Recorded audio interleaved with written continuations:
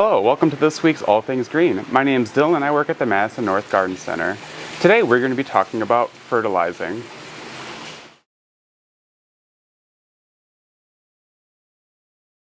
Fertilizing is an important step in your summer garden and landscape. Not only does it help your plants grow or produce, but also properly balanced type of fertilizer is going to help your plants support a great root structure, which in turn actually helps water intake for your plant, which is especially helpful for our hot summers here. All right, first I want to talk about vegetable gardens. So first thing, before planting your garden for this season, it's a great idea to amend your soil with some organic material, such as composted manure, leaf compost, peat humus. We offer a few options for you. You can also add a slow release fertilizer, such as Garden Tone here by Espoma. You would use this either at the time of planting or as a top dressing for your garden bed if you don't necessarily have the need to add more organic material to your garden bed. Next, I want to talk about perennial gardens. I feel that sometimes perennial gardens are often looked over when it comes to fertilizing.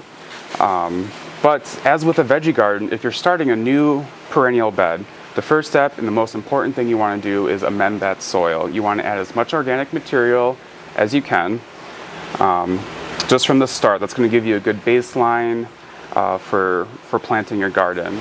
Then after that first year of establishment, you can add a slow release fertilizer from then on out. A good one we often recommend is Plant Tone here. It's a great all-purpose plant food. Again, slow release. And this is going to work for all of your flowering perennials and even shrubs as well. And then we're going to move on to trees and shrubs. So when it comes to trees and shrubs, there's a couple of variables to keep in mind. When you first purchase your tree and when you first plant it, the most important thing for that first summer is root development. So at the time of planting, you're going to want to first amend your soil. If you have a sandy or loamy soil, you're going to want to add some organic material to that as well.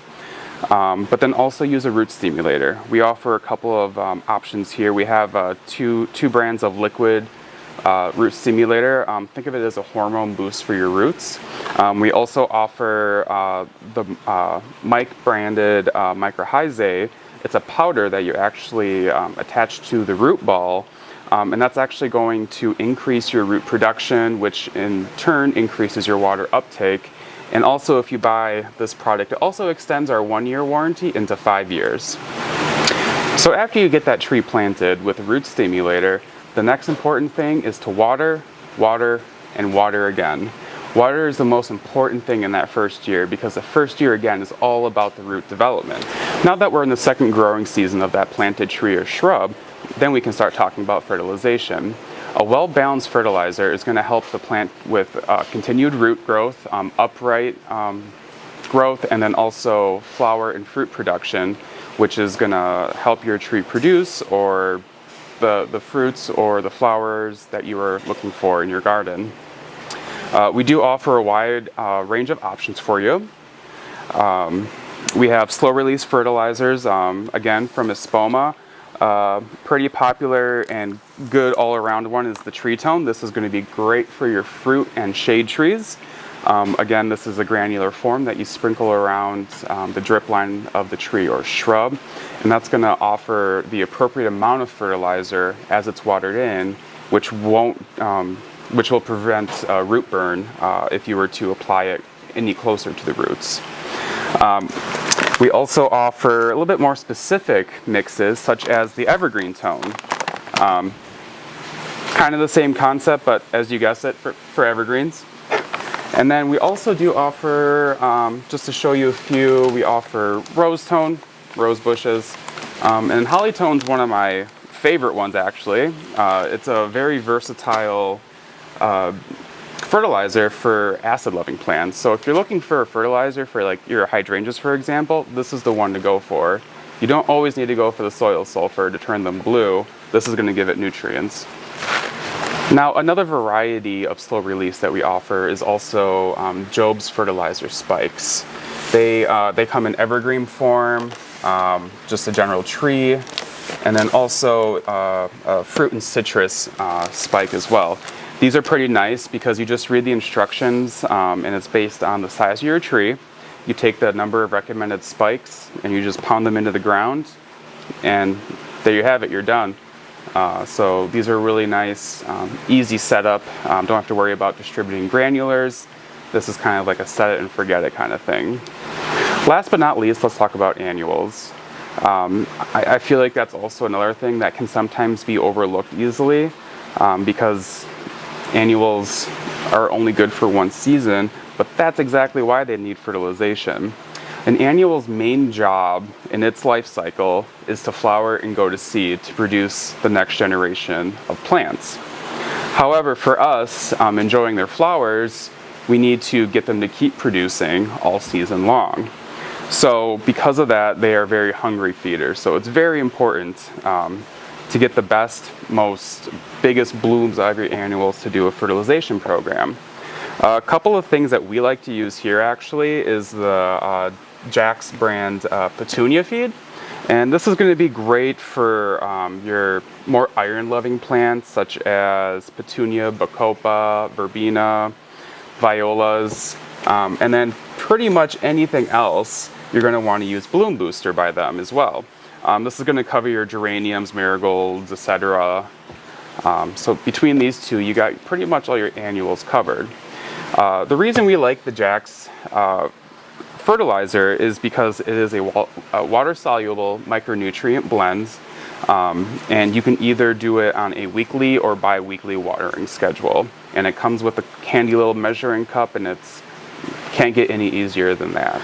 All right, we hope this gives you some more basic information on fertilization. And always, we encourage you to visit any of the garden centers for more information, details, or for us to help you find the right product for your needs.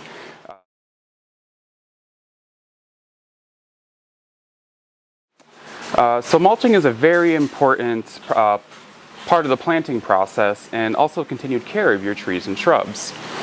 Mulching the plants can aid in their establishment by maintaining an even water supply, keeping the weeds down, and making maintenance around trees and shrubs easier. All right, first we're going to talk about trees and shrubs. Organic mulches such as wood chips or wood bark make a great mulch around trees and shrubs.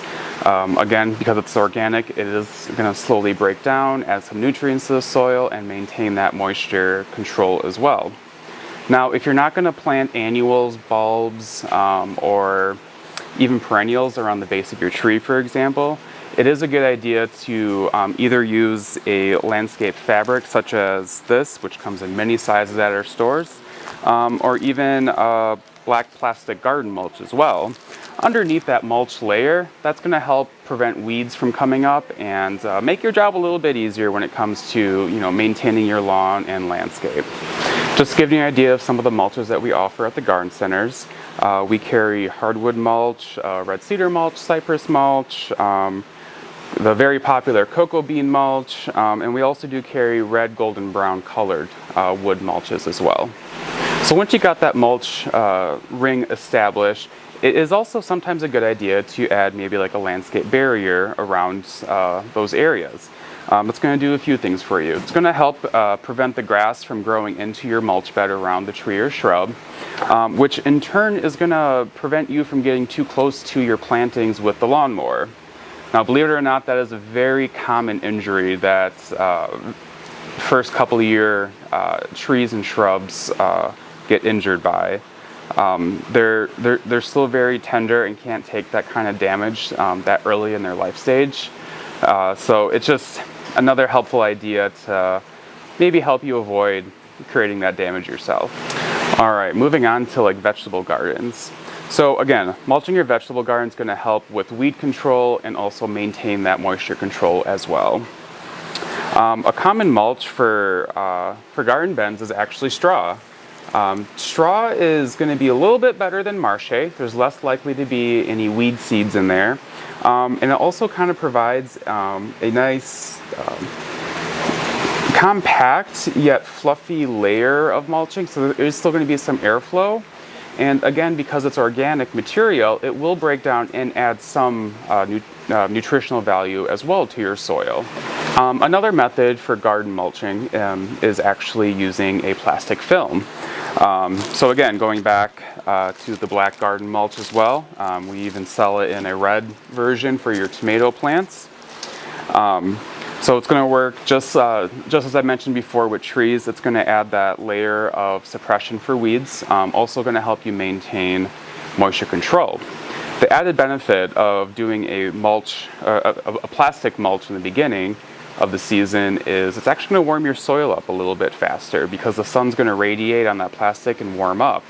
And that's going to help with your early season seedlings produce and kind of establish a little bit faster than they normally would without that extra added layer of protection. This particular method was actually demonstrated in an earlier video this spring by our very own garden doctor, Dick Zondag. If you go back and look for the video on planting tomatoes and peppers, he actually demonstrates it firsthand on how to apply the plastic film and how to plant your seedlings in it. All right, well, I hope this basic information on mulching gives you some ideas how to maintain your garden and yards a little bit better. As always, please feel free to visit us at the garden centers for any more questions, more in-depth details, and also for us to help you find the right product for your needs and your garden. Thank you for joining us, and we hope to see you soon.